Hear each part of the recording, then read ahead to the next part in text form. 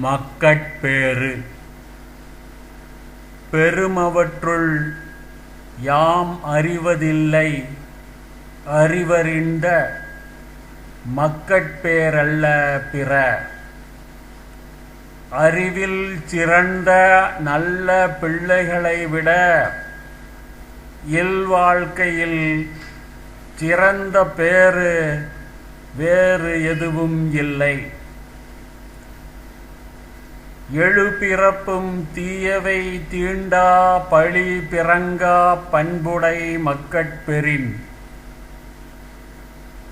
பெற்றெடுக்கும் மக்கள் பழி படராத பண்புடையவர்களாக இருப்பின் ஏழேழு தலைமுறை எனும் அளவுக்கு காலமெல்லாம் எந்த தீமையும் தீண்டாது.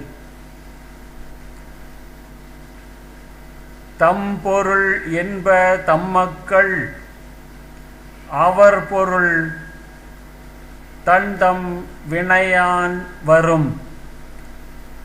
தம் பொருள் என்பது தம்மக்களையேயாம்.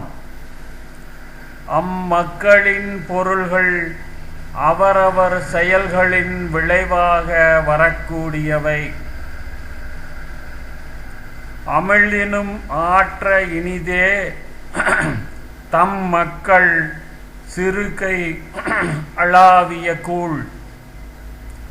திரண்ட பொருளை அமிழ்தம் எனக் குறிப்பிட்டாலும் கூட தம்முடைய குழந்தைகளின் பிஞ்சு கரத்தால் அளாவப்பட்ட கூழ் அந்த அமிழ்தத்தை விட சுவையானதாகிவிடுகிறது.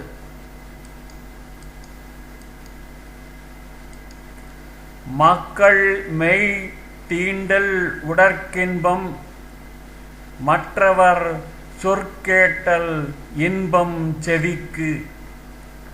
தம் குழந்தைகளை தழுவி மகிழ்வது உடலுக்கு இன்பத்தையும் அந்த குழந்தைகளின் மழலை மொழி கேட்பது செவிக்கு இன்பத்தையும் வழங்கும். குழல் இனிது யாழ் இனிது என்ப தம் மக்கள் மழலை சொல் கேளாதவர். தங்கள் குழந்தைகளின் மழலை சொல்லை கேட்காதவர்கள்தான் குழலோசை யாழோசை ஆகிய இரண்டும் இனிமையானவை என்று கூறுவார்கள்.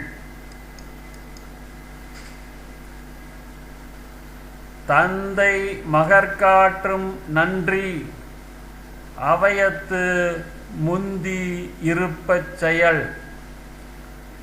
தந்தை தன் மக்களுக்கு செய்ய வேண்டிய நல் உதவி அவர்களை அறிஞர்கள் அவையில் புகழுடன் விளங்குமாறு ஆக்குதலே ஆகும். தம்மின் தம் மக்கள் அறிவுடைமை மாநிலத்து மண்ணுயிர்க்கெல்லாம் இனிது.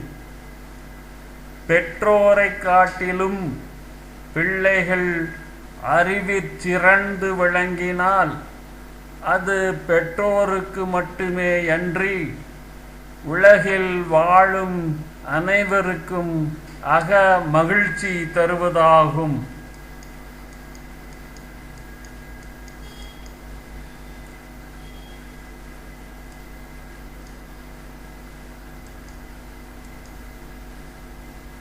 ஈன்ற பொழுதின் பெரிதுவக்கும் தன் மகனை சான்றோன் எனக் கேட்ட தாய்.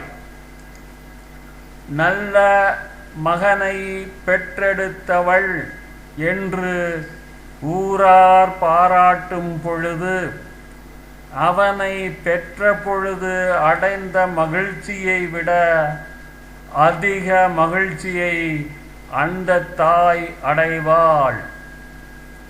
மகன் தந்தை காற்றும் உதவி இவன் தந்தை எண் நோற்றான் கொல்லெனும் சொல்.